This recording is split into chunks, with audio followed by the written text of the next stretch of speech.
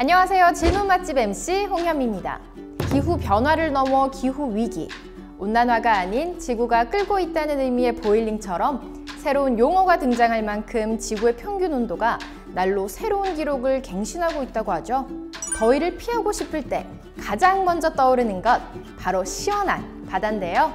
여러분, 이 바닷바람으로 시원한 에너지를 만들 수 있다는 사실 혹시 알고 계신가요?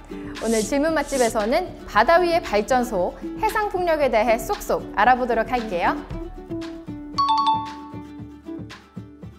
우리가 자연에서 얻을 수 있는 바람이라는 무한 에너지를 전기로 변환해 사용하는 것을 풍력발전이라고 하는데요. 해상풍력은 말 그대로 바다 위에 설치한 것을 말한답니다. 해상풍력은 크게 고정식과 부유식 이렇게 두 종류가 있는데요. 해저 지반의 쐐기둥을 이용해 시설물을 고정하는 고정식은 설치가 비교적 용이하고 가까운 바다에 있기 때문에 관리가 용이하다고 해요. 바다에 떠있는 부유식 해상풍력은 경관 훼손을 최소화하고 소음 걱정이 없습니다. 수심 50에서 60m 이하의 해역에만 설치할 수 있는 고정식과는 달리 깊은 수심에서도 설치가 가능하답니다. 잠깐!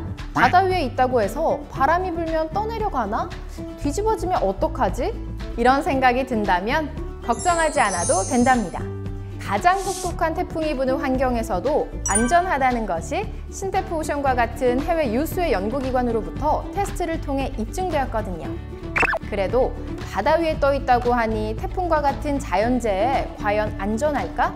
궁금한 분들이 많이 계실 텐데요. 결론부터 이야기하자면 예스입니다.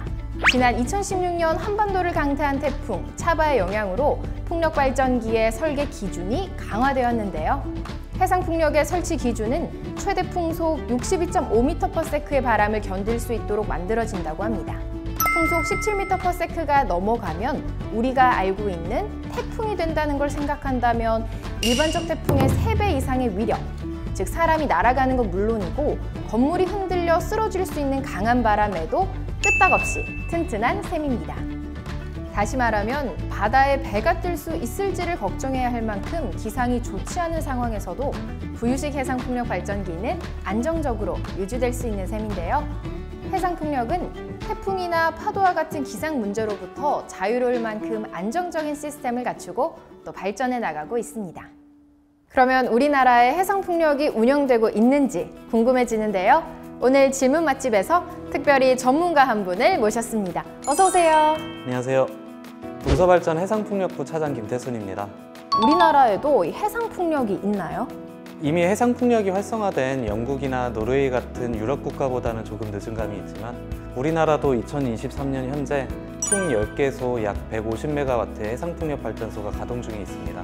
동서발전도 전남 영광군에 34.5MW의 해상풍력 발전소를 운영하고 있습니다. 아직 운영 중인 발전소는 적지만 삼면이 바다인 우리나라는 해상풍력 잠재량을 인정받아 세계 각국으로부터 사업 투자가 이루어지고 있는 만큼 머지않은 미래에는 해상풍력을 선도하는 나라가 될 수 있을 거라고 생각합니다. 우리나라의 해상풍력이 필요한 이유는 무엇이라고 생각하시나요? 러시아와 우크라이나 전쟁의 여파로 천연가스 가격이 작년보다 200% 폭등하면서 에너지에 대한 불안이 지속되고 있습니다.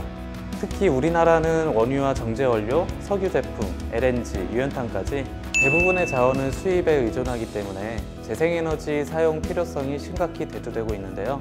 해상풍력의 경우 천연자원인 바람을 이용하기 때문에 국제적인 연료 수급 상황에 관계없이 대용량으로 전기를 공급할 수 있어 우리나라의 에너지 안보 실현이 가능합니다. 그뿐 아니라 운영 중에 온실가스나 오염물질을 전혀 배출하지 않는 친환경 에너지원이기 때문에 탄소 중립 달성에 효과적으로 대응할 수 있는 방안이기도 합니다. 네, 차장님 말씀 잘 들었습니다. 우리나라는 에너지를 전량 수입에 의존하는 국가이기 때문에 해상풍력과 같은 재생에너지 사업은 반드시 필요하다고 볼 수 있겠네요. 그렇다면 전 세계가 해상풍력에 주목하는 이유는 무엇일까요? 모두가 우리나라와 같은 상황은 아닐 텐데요. 전 세계적으로 환경 문제가 심각하지 않습니까? 유럽연합은 탄소 배출량 감축을 위해서 화석 에너지로 생산된 전력으로 만든 제품에 탄소세를 부과하고 기업들은 앞다투어 사용 전력의 100%를 재생에너지로 충당하자는 글로벌 캠페인 아리백에 동참하고 있습니다. 해상풍력을 주목해야 하는 이유는 바로 여기 있습니다. 기후위기를 막고 탄소 중립 무역 장벽을 해소할 수 있는 대규모 전원이기 때문입니다. 게다가 한국이 온실가스 배출량 감축을 골자로 하는 탄소 중립 정책을 추진할 경우 2050년까지 최대 226만 개의 일자리가 추가로 만들어질 수 있다는 연구 결과가 발표되기도 했습니다. 일자리 226만 개라면 이 국내 경제 활동 인구 2,840만 명의 3에서 5%에 달하는 규모니까요. 정말 커다란 경제 효과를 만들어낼 수 있겠네요. 그렇다면 동서발전도 해상 풍력을 적극적으로 추진하고 있나요? 네, 동서발전은 중장기 전략을 수립해서 권역별 맞춤형 사업을 하고 있습니다.